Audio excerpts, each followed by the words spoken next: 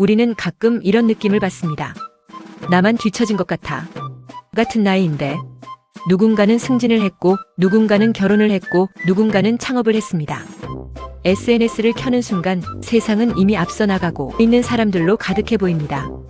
그리고 그 순간 마음속에서 아주 조용히 이런 생각이 시작됩니다. 나는 지금 제대로 살고 있는 걸까? 이 감정은 게으름이나 의지 부족 때문이 아닙니다. 사실 이 감정의 시작은 우리의 뇌가 가진 아주 오래된 생존 본능에서 출발합니다. 인간의 뇌는 원래 행복해지기 위해 만들어진 기관이 아니라 살아남기 위해 만들어진 기관입니다.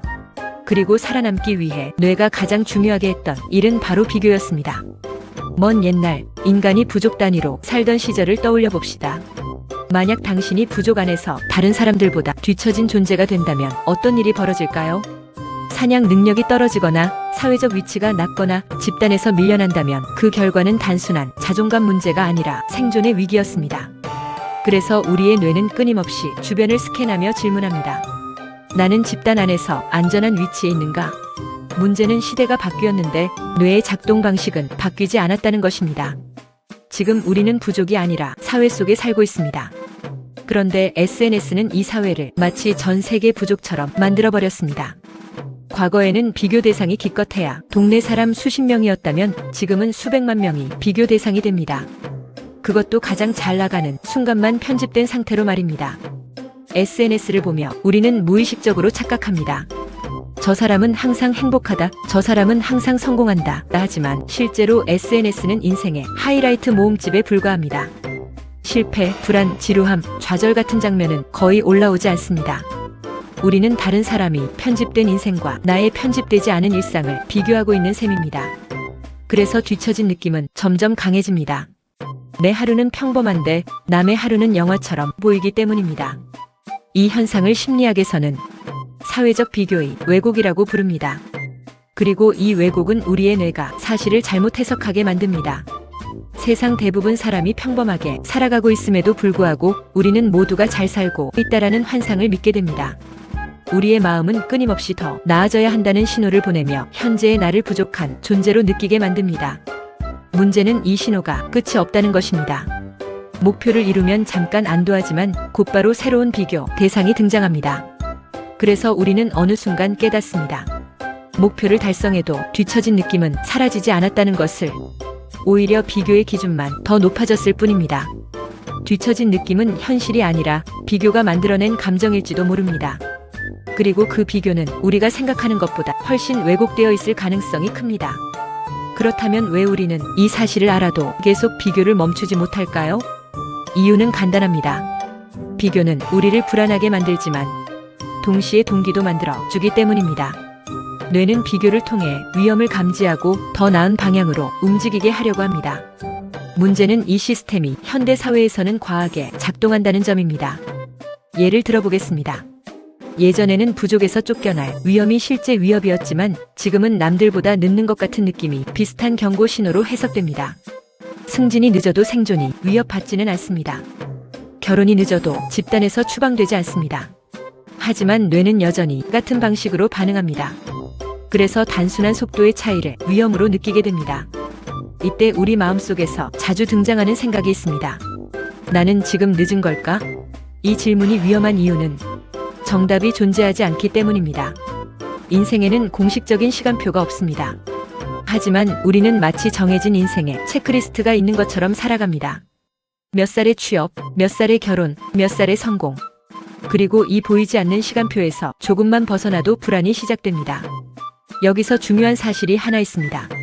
우리는 실제로 뒤처진 것이 아니라 뒤처졌다고 느끼도록 설계된 환경 속에 살고 있다는 것입니다.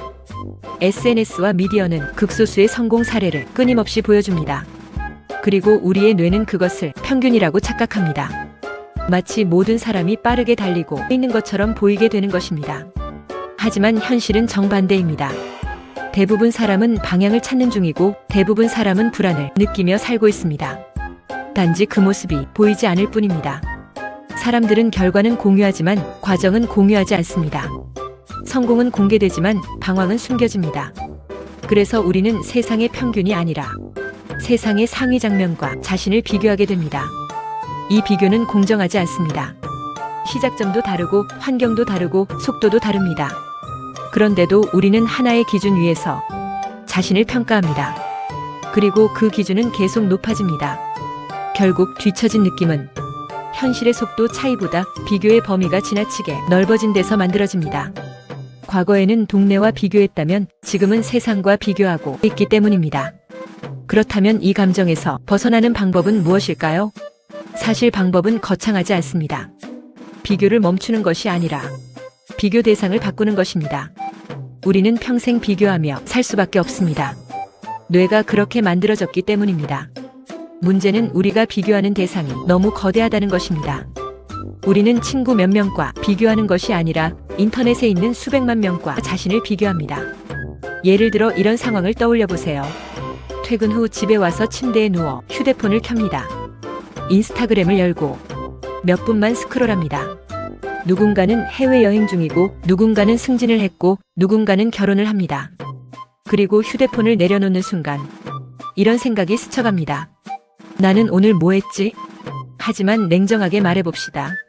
그 시간에 당신이 본 것은 그들의 하루가 아니라 그들의 올해 최고의 순간 몇 장이었습니다. 반면에 당신은 자신의 평범한 하루 전체를 기준으로 비교합니다. 이 비교가 공정할 리가 없습니다. 그래서 비교를 끊으려고 애쓰기보다 기준을 현실적인 곳으로 옮기는 것이 더 효과적입니다. 어제의 나로 말입니다. 어제보다 10분 더 일찍 일어났다면, 어제보다 한 번 더 운동했다면, 어제보다 덜 미뤘다면 그것은 실제 변화입니다. 작아 보이지만 인생은 이런 변화가 쌓여 만들어집니다. 생각해보면 우리는 이상한 기준을 가지고 있습니다. 다른 사람의 10년 성과와 나의 오늘 하루를 비교하면서 왜 나는 제자리냐고 묻습니다. 이 질문은 애초에 답이 나올 수 없는 질문입니다. 현실적인 질문은 이것입니다. 나는 작년의 나보다 조금 나아졌을까? 이 질문은 이상하게 마음을 조용하게 만듭니다. 왜냐하면 이 비교는 경쟁이 아니라 방향을 알려주기 때문입니다. 뒤처진 느낌은 종종 삶의 속도 문제가 아니라 비교 범위 문제입니다. 세상 전체와 비교하면 누구나 늦어 보입니다. 하지만 과거의 나와 비교하면 우리는 생각보다 멀리 와 있는 경우가 많습니다. 오늘 밤 SNS를 보다가 또 그 생각이 들 수도 있습니다. 나만 뒤처진 것 같아.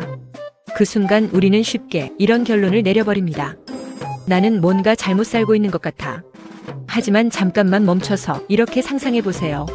지금 이 순간에도 수많은 사람이 같은 침대 위에서 같은 화면을 보고 같은 생각을 하고 있습니다. 나는 왜 이 속도일까? 나는 왜 아직 여기일까? 우리는 혼자 뒤처진 것이 아니라 각자의 자리에서 같은 불안을 느끼며 살아가고 있는 사람들일지도 모릅니다.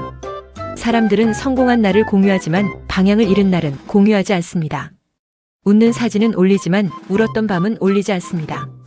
그래서 우리는 세상이 잘 돌아가고 있다고 착각합니다. 하지만 진짜 인생은 피드에 올라오지 않는 시간 속에서 만들어집니다. 아무 일도 일어나지 않은 것 같은 평범한 날들, 조금 불안했던 밤들, 잘하고 있는지 몰라서 멈춰있던 시간들.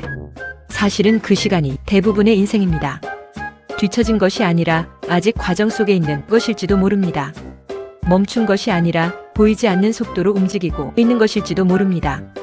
그래서 오늘은 이렇게만 기억해도 충분합니다.